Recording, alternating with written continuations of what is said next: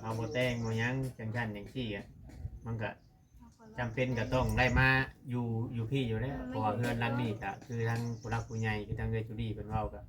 น้องตุ๊กเราก็สามารถอยู่ได้นะมาอยู่นี่ก็สมมุติว่าต่อไปน้องตุ๊กเราหันแฮงนู่นนั่นนี่ให้เราไปเฮ็ดเวียกเฮ็ดงานไปทำงานทำหยังเจ้าก็เอาร้านอยู่เพื่อนเจ้าหนึ่งมาเจ้าก็แข่งขาก็บ่นั้นได้เบิดน้องน่ะคาแม่นว่าน้องคาแม่นว่าเพิ่นว่าเฮ็ดจังได๋ก็บ่แต่งบ่แปลงคาแม่นว่าแม่นว่าให้มาคาแม่นว่ามาคาแม่นเก็บเงินแต่งแปลงได้เลยก็มาแต่งมาขอก็เอามืออยู่พุ่นก็ได้คือเก่าคาแม่นว่ายังแบบว่าง่ายยังบ่ได้คาดองหั่นนะ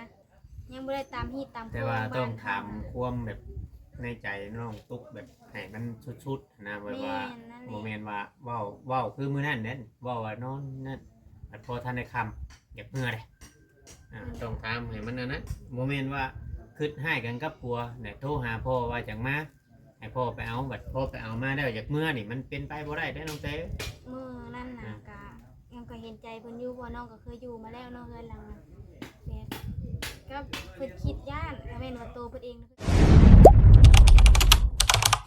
อย่าลืมกดติดตามเพื่อเป็นกำลังใจให้ผมด้วยนะครับทุกคนขอบคุณมากๆครับน้องเต้โอนเงินให้พ่อ150,000เลยบอก150,000บ่ได้ค่าน้ำมันแล้วบ่เอาน้ำมันดีช่วยเพิ่นน้องเต้สิไปใช้นี่ เพิ่นนี่แหละนี่น้องเต้คือแต่งโตมื้อนี้หั่นนะ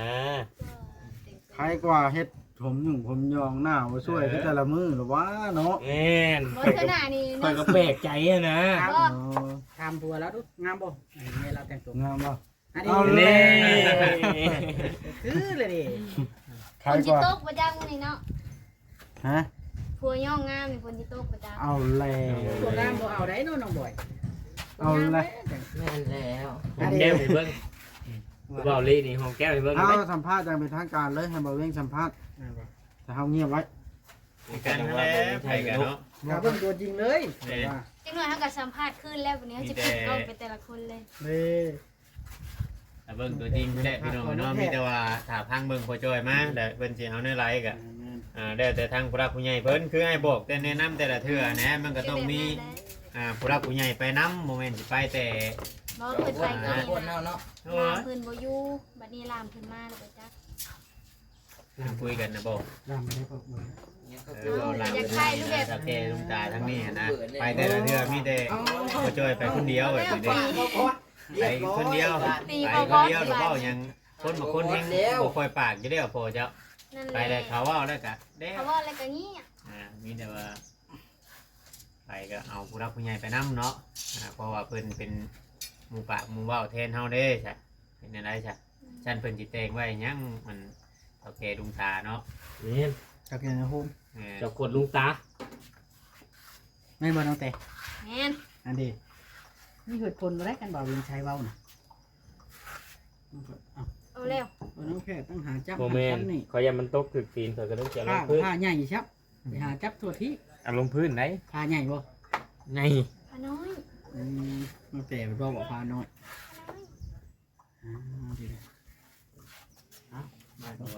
มันแต่ถึงกับเนมทางนั้น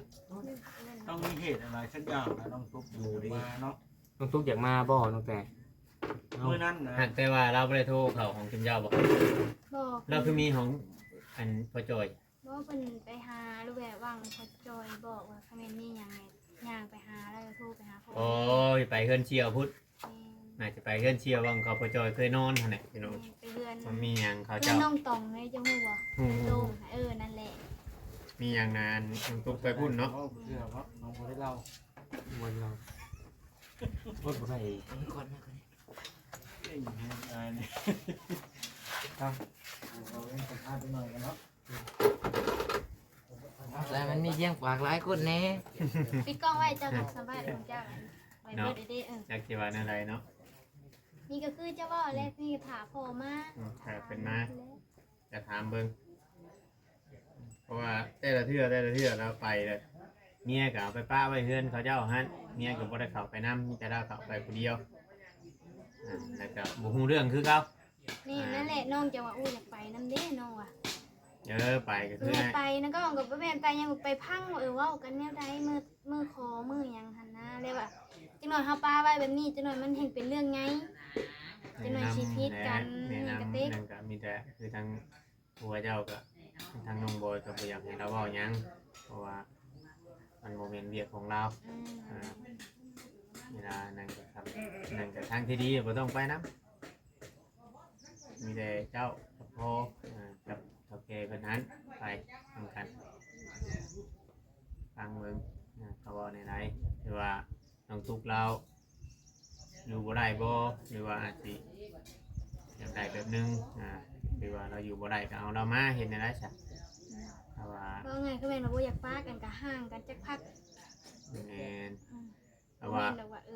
ยังก็สิ มันบ่แม่นว่านั่นนี่ได้เพราะว่ายัง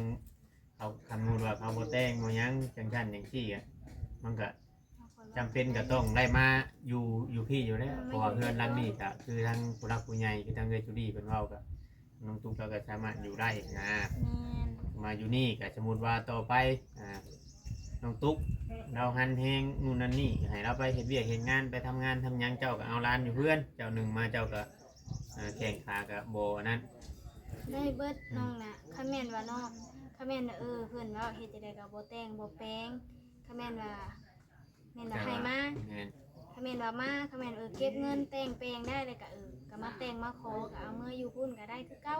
คันแม่นว่ายังแบบว่าเว้าง่ายยังบ่ได้คาดองหันนะยังบ่ได้ตามฮีตตาม แต่ว่าต้องถามความแบบในใจน้องตุ๊กแบบให้มันชุดๆนะแบบว่าโมเมนต์ว่าเว้าคือมื้อนั้นเด้นเว้าว่านอนนั่นแต่พอทันได้คำอยากเมื่อเลยต้องถามให้มันนั่นนะโมเมนต์ว่าคิดให้กันกับผัวเนี่ยโทรหาพ่อว่าจังมาให้พ่อไปเอาบัดพ่อไปเอามาแล้วอยากเมื่อนี่มันเป็นไปบ่ได้เด้น้องเต้ มื้อนั้นน่ะก็ยังก็เห็นใจเพิ่นอยู่เพราะน้องก็เคยอยู่มาแล้วเนาะเฮือนหลังน่ะก็เพิ่นคิดย่านถ้าแม่นว่าโตเพิ่นเองเพิ่นบ่คิดย่านดอกเอาหลานมาเอาลูกเพิ่นมานำเขามันเป็นห่วงอันย่านมื้ออื่นเช้าเลยย่านเขาน่ะแฮงให้นะเมื่อมื้อนั้นก็จะเป็นจังไดแน่นะจังให้ว่าจักเฮาก็บ่มีเฟซกันโทรหากันนะ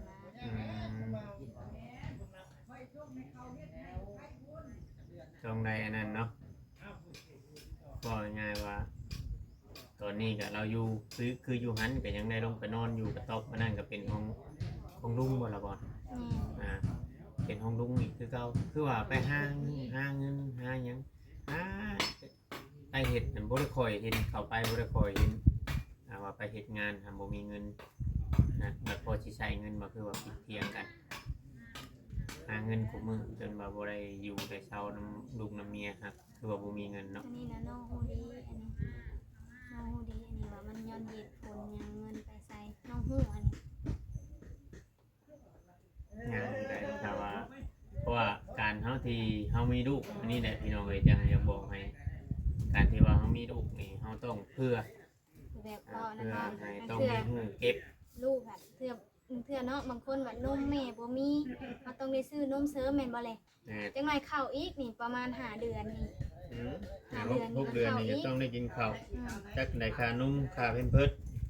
กำพูกินอันนี้นี่ก็คือรู้ง่ายนะนี่3-4 ปีปลาย4 ปีนี่ยังกินอยู่ได้หนุ่ม อันนั้นแหละ บ่ได้ออก บัด เป็น คือ ข้าว กิ อน อกเอง แบบ ถ้าสิหาเงินใช้บัตร จังหน่อยแพนเพิร์ดจังหน่อย5-6 เดือน7 เดือนแพงสิเปลืองได้แพนเพิร์ดไปนี่เทิงถ่ายนักถ่ายเบาแม่นบ่เลยเด็กน้อย แน่ เทิงอีหยังอันนั้นอันนี้เข้าบัดฮอดปีหนึ่งบัดสิเปลือกไปนั่นอีกได้ไปซีนแห้งบาดนี่ให้กินซีนกินหยังผู้แลบาดแพนพอกแพนเพิร์ดกับต้นใหญ่ผู้แล คือว่านั่น เลี้ยงใหญ่ตัวหนึง ถามมึงกับขาดก่อนถามมึงเล่าเลยคุยกันให้มันฮู้กลับไปกลับมาแบบนี้คือทางพ่อเจ้ากับโบแมนว่าสิใกล้เนาะ แม่นเพิ่นลงมาวันนี้เพิ่นสิลงหาเฮ็ดเวียกอยู่พี่เลยได้บาดนี่ มันว่ามันบอก แม่นเพิ่นสิมาเฮ็ดเวียกอยู่พี่บาดนี้ น่าสิเฮ็ดเวียกน้ำบ่อลาวอะนะได้ยินบ่อลาวว่าอย่าหาเวียกให้เฮ็ดอยู่มันแล้วบอกบางทีเพราะว่าเก็บทางใหม่หักตกแล้วได้ก็อาจจะนะ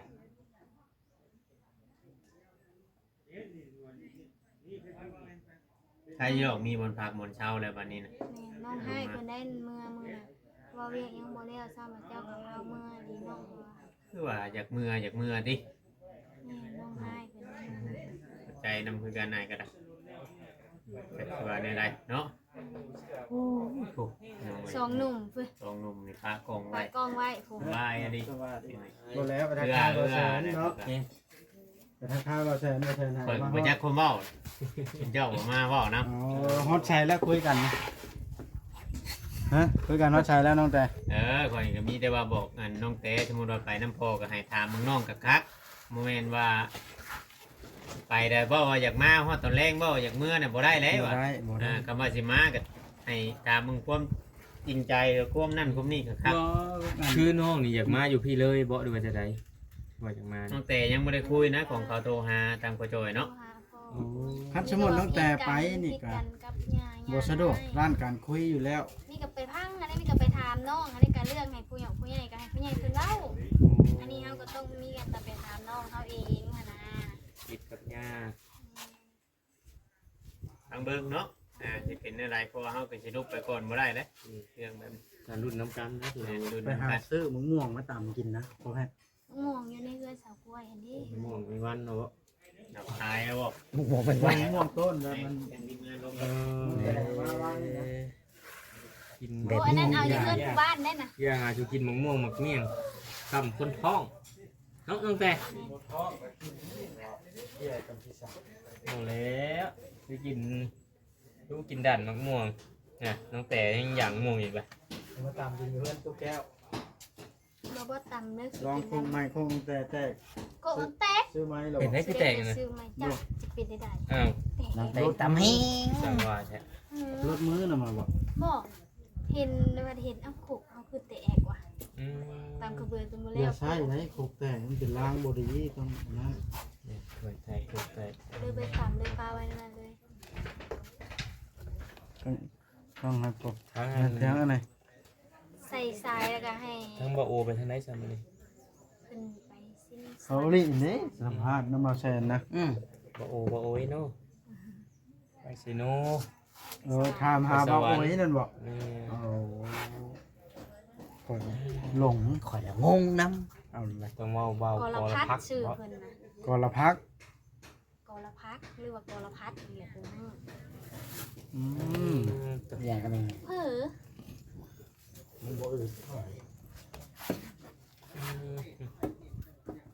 ตั้งแต่มีความรู้สึกแบบไหนตอนในน้องสิมานำนะ ดีใจบ่ เฉยๆเด้ก็ดีใจบ่คือแบบเฉย เสียชื่อ ทำงานแล้วดีใจน้ ดีใจซื่อๆดีใจแบบซื่อๆเนาะ ๆเฉย อืมมากะดีเนาะอยู่ก็ดี ๆบ่บ่นี่แขนเสือมีตีแต่หมูเนาะ นี่เห็น โอ้ เก็บก็ได้บวกก็แหละเขียวซ้ำก็แหละในต้นโตนี่เอาดีดเอา พอแฟนให้คักแล้วถือปืนผม ำเชื่อกาปืนว่า เออ อ๋อเป็นรูปซื้อๆเนาะยังว่าบริตีเนาะ อันนี้เพิ่นว่าแขนนั่นนะ อ่า เสือกับเสือสร้างบานนี่ อ่า โอ้เสือกับสร้างมันเข้ากันบ่ถือกันมันเลยตีกัน นั่นเป็นอย่างเนาะแต่ว่าไว้ที่เถินนะ เอาว่าเรื่องจริงเนาะ มานี่ตกลงพอจอยสิมา มา มือนี่บ่คือมือ วันนี้ โอ้ช่วงเที่ยง เบิกเงินให้ไปแล้ว150,000 ช่วงเที่ยงนี่เป็นฮอดพี่น้องเลยเนาะ 150,000กีบพอได้ค่าน้ำมันฮอดบ่เฮ้ยฮอดแล้ว100,000เนาะ ฮอดแล้ว แล้วบ่มีเงินจะกีบบ่เราวะ เออ อ๋อ โอ้ย ตั้งแต่ก็อุ๊บคือกัน หายบ่จอยบ่ เดี๋ยวเราเอาแบบตอนเฟอเลยเราจ่อยบ่ได้ไปหาซี่เซลโลเล่ เอาสิมาเราก็สินอนพี่บ่พักพี่บ่ดูจะได้พักพี่ก่อนเนาะเดินกำลังบักไง บอกว่าทีนี้นะ บ่บอสน่ะอยู่ซื่อบ่ได้เป็น เออ เสียเขาคืนแม่ โอ้เร็วมีแต่คนห้องถามบาทนี่ เสียเขาคืนแม่เจ้าบัดนี้เอาแล้วบ่บอสนี่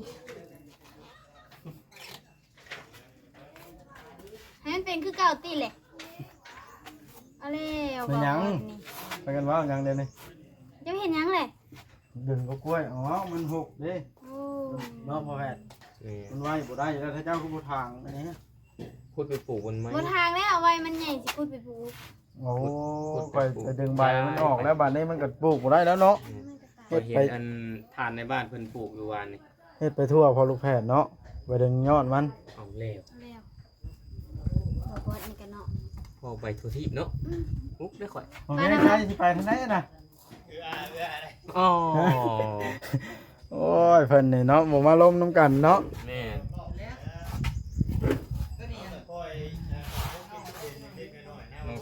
น้องแต่ไปกินเฟอเมื่อเช้านี่เนาะกับข้าวตอน แฟ เช้าน เข้าแล้วไปอันนั้นไปส่งเงินให้พ่อจอยเนาะ นี่ ก็กินเฟอเลย โอ้ เลย พ่อจอยย่างเลาะหยังนี่ล่ะ ยังรอเบิ่งกระพัดปลูกก่อนไหม กรพัดมันได้ใช้หนุ่มบ่อยแล้วน่ะ เขาบอกเป็นทีมเนาะยอมบ่จ่อยข่อย เดี๋ยวน้องแต่เปลี่ยนชื่อผัวให้แล้ว บนหนาเปลี่ยนยังซื้อ โอ้ บ่ เตรียมทรายไว้เฮ็ดอันนั่นบ่นี่น้องแต่ไว้อันปูกระเบื้องน่ะบ่ ลงไปนอนนี่แหละ มองเขายืนนี่บ่สิปูหรือห้องนอนอ๋อ ดีใจ เอาเอ็นมาว่าสิมาปูให้บ่